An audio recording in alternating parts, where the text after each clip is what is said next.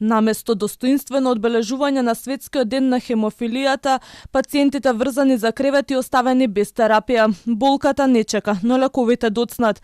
Дел од лицата со хемофилија велат дека повторно живеат во неизвестност без редовен третман, со секојдневен ризик од крварења кои може да бидат фатални. Иако лани се соочиле со истиот проблем, годинава очекувале решенија. Наместо тоа, тендерот за набавка на терапија е отворен дури сега.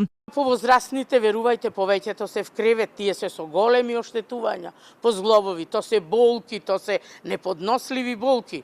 Меѓу другите работи, во немање на терапија, во одредени градови, луѓе кои не можеа веќе тие проблеми да ги поднесат, се вратија на стариот третман со криопреципитат.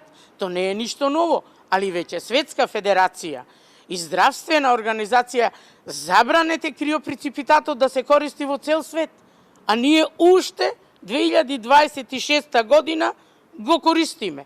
И покрај тоа што преку Сдруженијето и со подршка од Светска федерација е обезбедена донација, која веќе 1 месец се наоѓа во државата и е складирана во Институтот за трансфузиона медицина, таа се уште не ми е ставена на располагање на пациентите, додава Наќеска.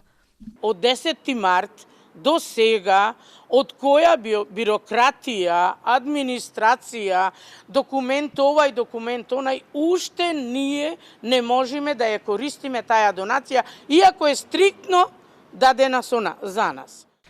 Тендерската постапка е при крај и за 2 недели се очекува лекот да пристигне, уверува министерот Азир Алију. Тоа е заради законски неможност на Институтот за јавно здравје и на Малмет како агенција да дадат позитивно мислење за да може лекот веќе физички ние кај нас во државата да може тој да може да се употреби да биде пуштен на употреба.